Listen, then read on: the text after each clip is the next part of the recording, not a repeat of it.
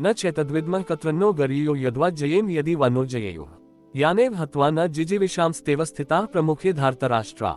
हम ये भी नहीं जानते कि हमारे लिए युद्ध करना और न करना इन दोनों में से कौन सा श्रेष्ठ है, अथवा ये भी नहीं जानते कि उन्हें हम जीतेंगे या हमको वे जीतेंगे। और जिनको मारकर हम जीना भी नहीं चाहते, वे ही हमारे आत्मीय धृतराष्ट्र के पुत्र हमारे मुकाबले में खड़े हैं। इस श्लोक में अर्जुन ने अपने संदेह और भ्रम को व्यक्त किया है। वह कृष्ण से पूछता है कि वह ये नहीं समझ पा रहा कि कौरवों के खिलाफ युद्ध करना सही है या नहीं।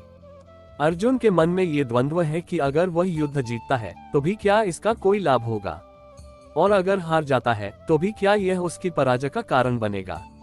श्लोक में अर्जुन कहता है कि हम नहीं जानते कि हमारे लिए क्या बेहतर है, विजय प्राप्त करना या हारना। जो भी हम करेंगे हम जीवित नहीं रहेंगे, क्योंकि धृतराष्ट्र के पुत्रों के नेतृत्व वाले हमारे विरोधी कौरव हमें मार डालेंगे। इस श्लोक से अर्जुन की निराशा और उसकी उलझन साफ झलकती है। वह युद्ध के परिणाम को लेकर चिंतित है और उसे युद्ध की उचितता या अनुचितता को लेकर संदेह है।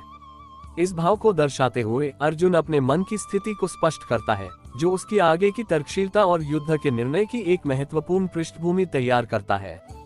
कृष्ण इस स्थिति को समझते हुए अर्जुन को सही मार्ग पर लाने के लिए उपदेश देते हैं, जिससे अर्जुन के मन में उठ रहे शंकाओं और द्वंद्वों का समाधान हो सके। कार्पण्य दोषपहत स्वभावः प्रच्छामि त्वा धर्म समुचितः श्रेयः स्यान्निश्चय ब्रूहि तन्मे शिष्यस्ते शादी मा त्वा प्रपन्नम। इसलिए कायरता रूप दोष से उपहत हुए स्वभाव वाला तथा धर्म के विषय में मोहित चित हुआ मैं आपसे पूछता हूँ कि जो साधन निश्चित कल्याणकारक हो वह मेरे लिए कहिए, क्योंकि मैं आपका शिष्य हूँ, इसलिए आपके शरण हुए मुझको शिक्षा दीजिए। अर्जुन ने इस श्लोक में एक गहन आत्मविश्लेषण और निवेदन किया है। वे अपनी स्थिति का वास्तविक विश्लेषण करते हैं और मानते हैं कि उनकी वर्तमान मनोदशा और स्थिति धर्म के मार्ग को समझने में बाधक है। अर्जुन ने अपने आप को कमजोर और भ्रमित महसूस करते हुए भगवान श्री कृष्ण से मार्गदर्शन मांगा है। वे समझते हैं कि उनके भीतर की दीनता और भ्रम उनके निर्णय लेने की क्षमता को प्रभावित कर रही है, और इसलिए वे श्री कृष्ण से स्पष्ट और सटीक मार्गदर्शन की प्रार्थना कर रहे हैं। अर्जुन ने अपनी पूर्ण विनम्रता और श्रद्धा के साथ श्री कृष्ण से निवेदन किया है कि वे उन्हें सही मार्ग दिखाएं और उनके जीवन के धर्म की सच्चाई को समझाएं। ये श्लोक अर्जुन की धर्म की खोज और आत्मज्ञान की गहराई को दर्शाता है, जिसमें वे भगवान से संपूर्ण मार्गदर्शन प्राप्त करने की इच्छा शक्ति रखते हैं। न हे प्रपश्यामि ममापनुद्याद्यच्छोकमुच्छोषणमिन्द्रियाणाम् अवाप्य भूमावस्पत्र मृधाम राज्यम सुरानाम्पि चाधिपत्यम। क्योंकि भूमि में निष्कंटक धन धान्य संपन्न राज्य को और देवताओं के स्वामित्व को प्राप्त होकर भी मैं उस उपाय को नहीं देखता हूँ जो मेरी इंद्रियों के सुखाने वाले शोक को दूर कर सके। इस श्लोक में अर्जुन अपने मानसिक और भावनात्मक संकट की स्थिति को प्रकट कर रहे हैं। वह कह रहे हैं कि भले ही वे सभी भौतिक सुख साधनों, ऐश्वर्य और शक्ति को प्राप्त कर लें, लेकिन उनके अंदर का शोक और दुख दूर नहीं हो सकता। उनके लिए ये जीवन की वास्तविकता है कि भौतिक सुख और सत्ता से उनकी आंतरिक पीड़ा और शोक का समाधान नहीं होगा। स्वर्ग के सुख और राजसी ठाट बाट भी उनके शोक को मिटा नहीं सकते। इस श्लोक के माध्यम से अर्जुन ये स्पष्ट करते हैं कि जीवन के सच्चे अर्थ और सुख को पाने के लिए केवल भौतिक संपत्तियों या सत्ता से अधिक की आवश्यकता है। ये श्लोक हमें ये भी सिखाता है कि बाहरी भौतिक सुख संपत्ति से मन की शांति और संतोष नहीं मिल सकता। अर्जुन का ये विचार उनके आंतरिक संघर्ष और आत्मज्ञान की ओर इशारा करता है, जो जीवन के गहरे अर्थ को समझने में मदद करता है। एवं उक्त्वा हृषिकेशम गुडकेशः परन्तप न योत्स्य इति गोविंद मुक्त्वा तुष्णी बभूव।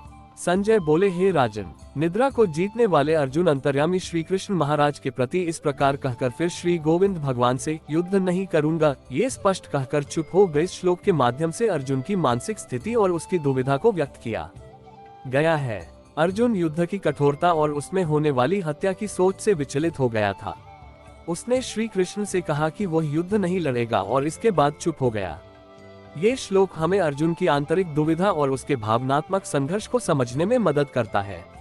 अर्जुन का चुप हो जाना उसके मन की गहराई और उसकी चिंता का संकेत है, जो कि युद्ध के मैदान में एक महत्वपूर्ण मोड़ का प्रतीक है।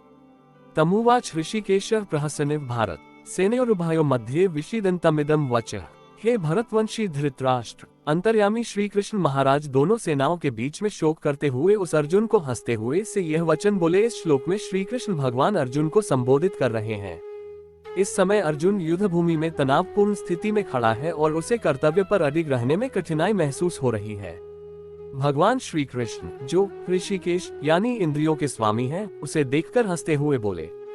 उनका हंसना शाब्दिक अर्थ में नहीं बल्कि एक विशेष अर्थ में है। वे अर्जुन की दुविधा को देखकर मुस्कुराते हैं, क्योंकि वे जानते हैं कि अर्जुन की स्थिति एक सामान्य मानव की असमर्थता से उत्पन्न हुई है, जिसे समझना और पार करना आवश्यक है। भगवान श्री कृष्ण अर्जुन को सांत्वना देने के लिए मधुर शब्दों का प्रयोग कर रहे हैं। उनका ये हंसना अर्जुन की मानसिक स्थिति को समझने और उसके समाधान की दिशा में एक संकेत है। वे अर्जुन से कहते हैं कि इस स्थिति में उसे चिंता करने की आवश्यकता नहीं है, क्योंकि ये दुविधा उसके मानव स्वभाव का हिस्सा है और इसे समझना और पार करना उसके लिए संभव है। इस प्रकार भगवान श्री कृष्ण अर्जुन को आश्वस्त करने का प्रयास कर रहे हैं, ताकि वह अपने कर्तव्य की ओर वापस लौट सके और सही निर्णय ले सके।